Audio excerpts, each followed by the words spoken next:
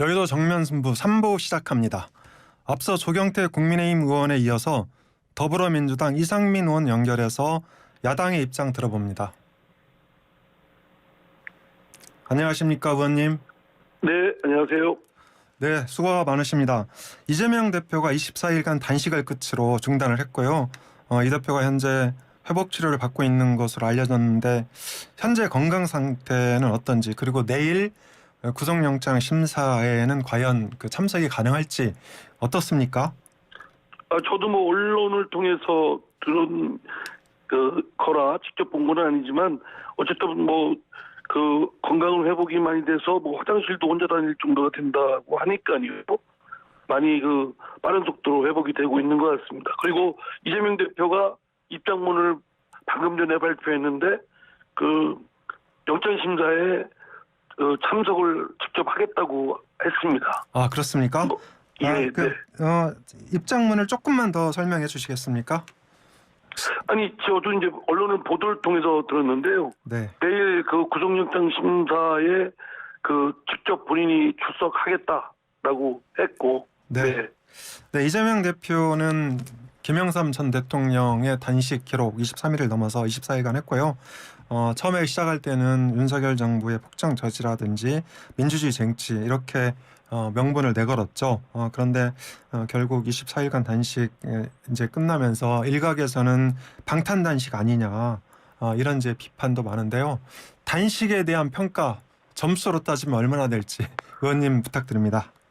예, 저는 그 단식에 대해서 여러 시각이 있고 평가가 있겠지만 저는 개인적으로 처음부터 그 단식이 명분이나 또 실리 측면에서 별로 없다. 그래서 당시는 단식을 멈췄으면 좋겠다 이런 걸 제 입장을 말씀을 드렸고요.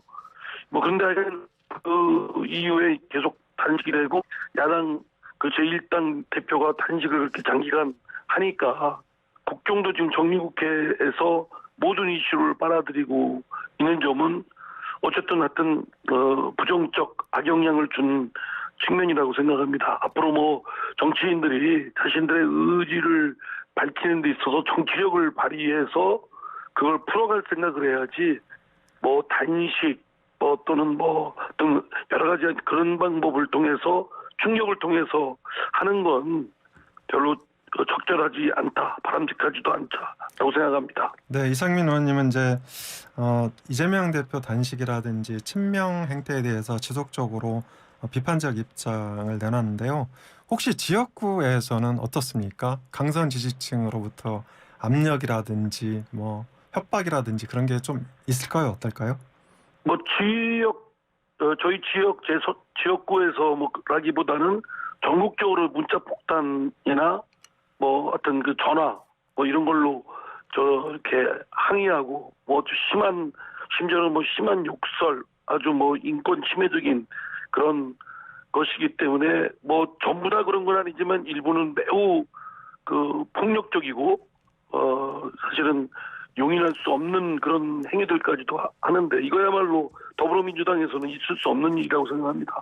어제 오늘 당이 많이 오염돼 있고 불철돼 있고 일그러져 있다.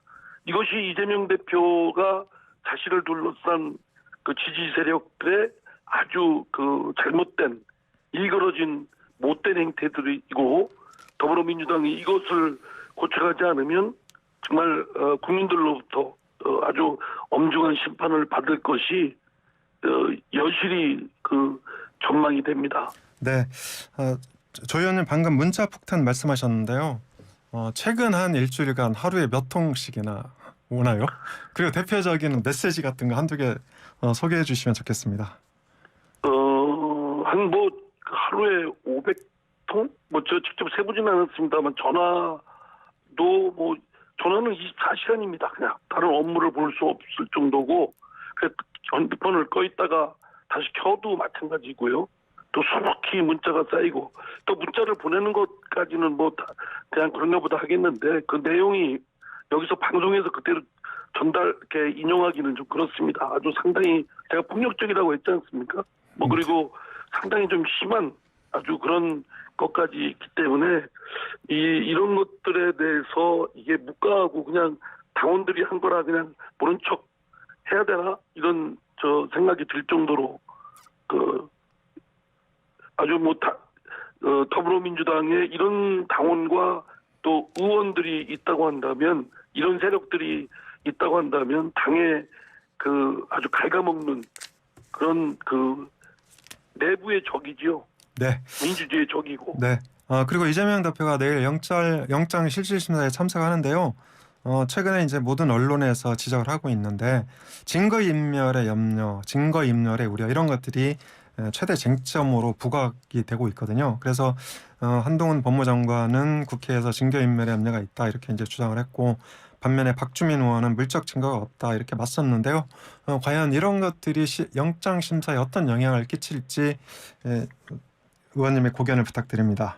그거는 뭐 영장심사에서 이제 검찰 측에 내놓는 증거, 또 피의자인 이재명 대표 쪽에서 그에 대한 반박, 뭐 이런 것들을 판사가 그야말로 이제 법과 양심에 따라서, 판사로서 양심에 따라서 판단할 것으로 생각되고요.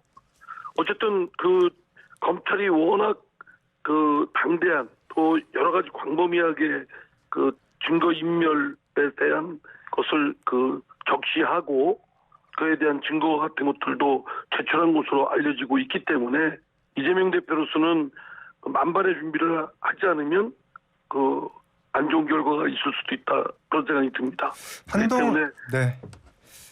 예. 하나만 더 여쭤보겠습니다. 한동훈 장관이 국회에서 얘기한 그런 이제 증거 인멸의 사례라든지 증거 빼고 검찰이 또 다른 스모킹건을 갖고 있을 가능성도 있을까요? 글쎄요, 그건 제가 검찰 측 입장을 잘 모르니까 뭐라고 얘기는 할지 모르지만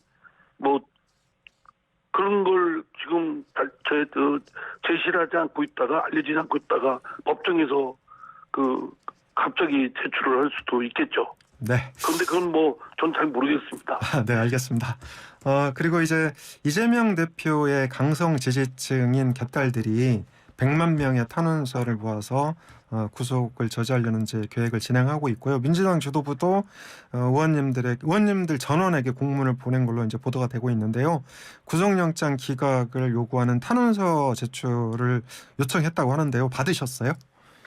예, 받았는데 저는 그 탄원서에 서명을 하지 않았습니다.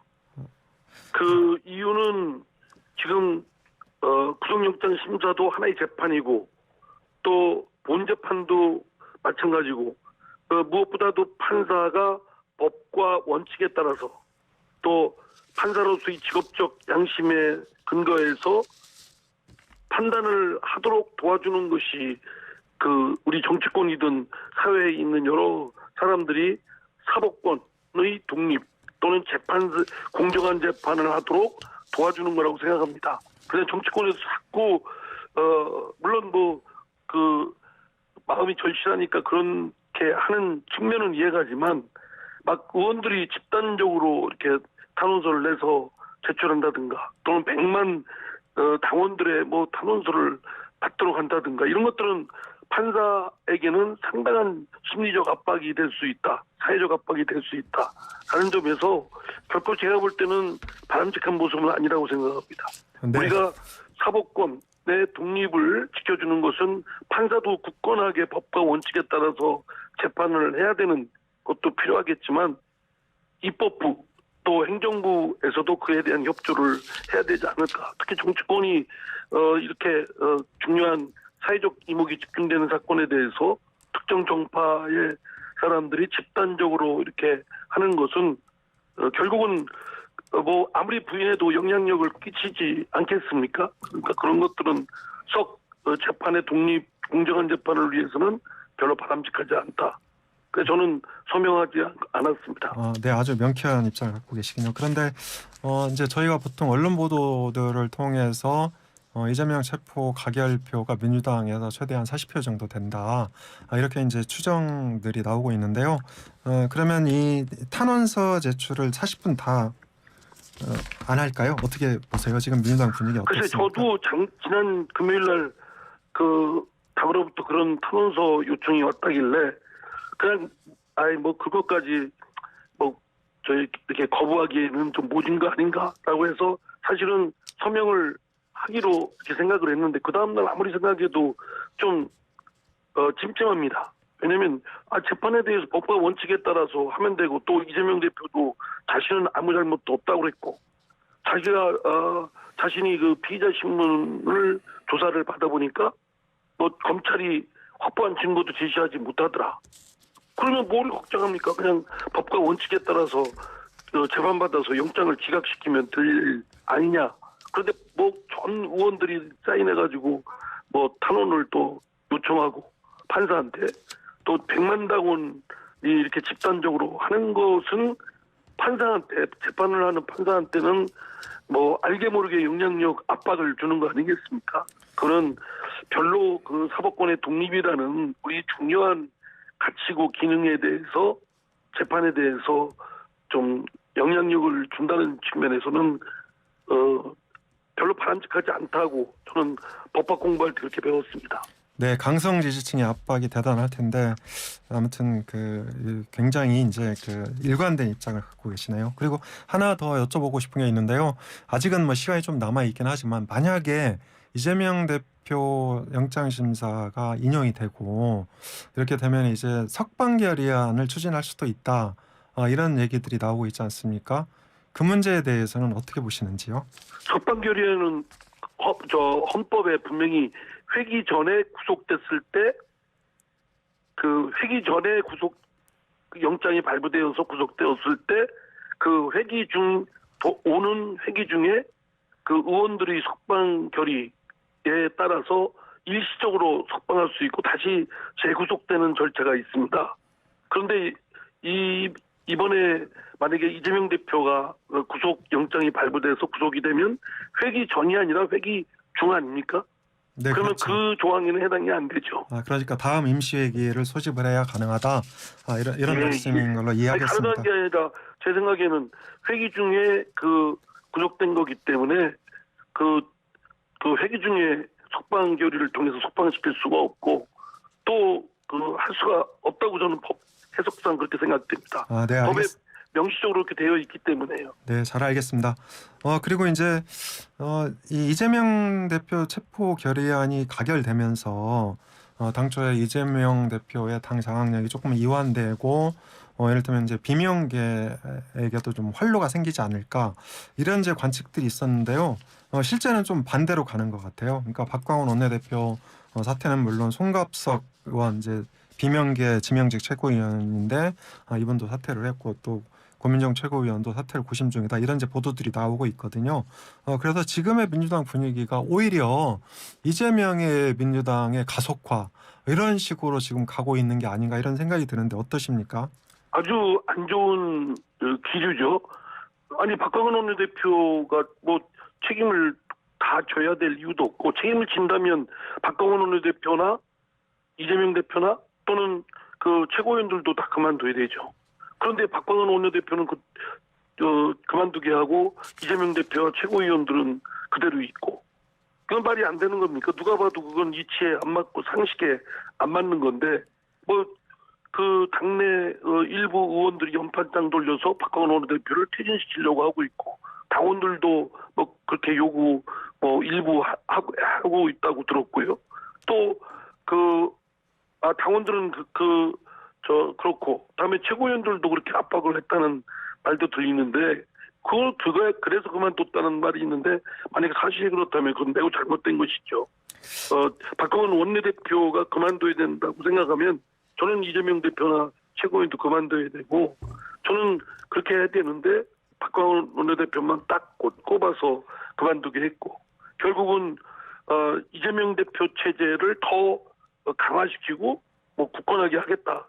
근데 이재명 대표의 리더십의 위기는 강하지 않아서 생기는 문제가 아니라 너무 완고하고 자신의 이재명 대표의 사법 리스크나 또는 1년 동안의 대표로서의 리더십을 제대로 못한 데서 생긴 겁니다. 그런데 지금 또 오히려 이재명의 역설이라고 할 정도로 이재명 대표가 지난 전당대회에서도 78%로 물론 낮은 투표율입니다. 투표가 낮은 속에서도 이재명 대표 지지자들의 대거 투표함으로써 그 투표 지지율이 높아졌죠. 78%.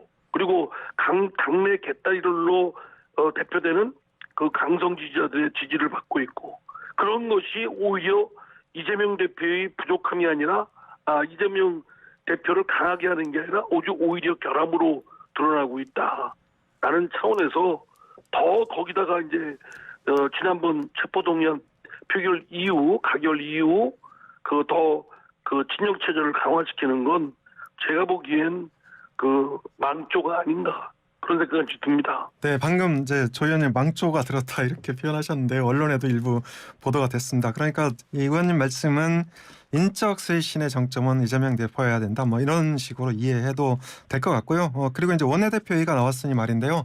내일 원내대표 선거가 있지 않습니까? 그래서 네. 친명 네 분 모두 다 친명으로 이제 그 분류가 되고 있는데 어떻게 전망하십니까? 그리고 또 누가 돼야 된다고? 또 네 분 중에 뭐 누가 되든 네 사람 중에 누가 되든 뭐 체제는 같을 것이라고 생각되고요. 이재명 대표의 입김이 더욱더 커지고 또 그 개딸 등 강성 지지자들의 그런 저기가 훨씬 더 할 것이다. 강해질 것이다. 이런 것은 예상이 됩니다. 네, 그리고 사실 어쩌면 개딸 등 강성 지지자들에 의해서 최고위원들이든 당대표든 얹혀가는 거 아닌가. 이런 생각이 듭니다.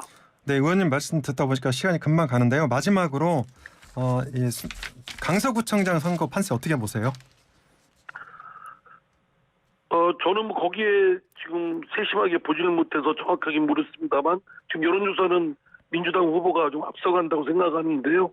사실은 이제 실제로 그 선거 날 그 투표를 얼마큼 하느냐에 따라서 달라질 수 있다고 봅니다. 지금같이처럼 양당에 대한 반감이 높아서 투표율이 낮으면 민주당이 결코 유리하다고 생각되지 않습니다.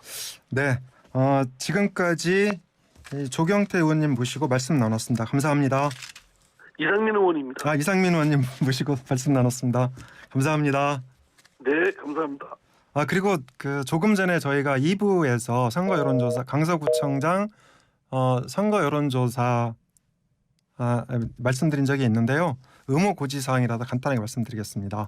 리얼미터가 뉴스피릿 의뢰로 18, 19일 이틀간 만 18세 강서구청장 유권자 대상으로 803명 여론조사를 실시했고요. 응답률은 3.3%, 그리고 표본 오차는 95% 신뢰 수준의 플러스 마이너스 3.5%포인트. 기타 여론조사 관련 구체적인 자료는 리얼미터와 중앙여심이 홈페이지를 참고하시면 됩니다. 이상 3부 마칩니다. 잠시 후에 4부에서 찾아뵙겠습니다.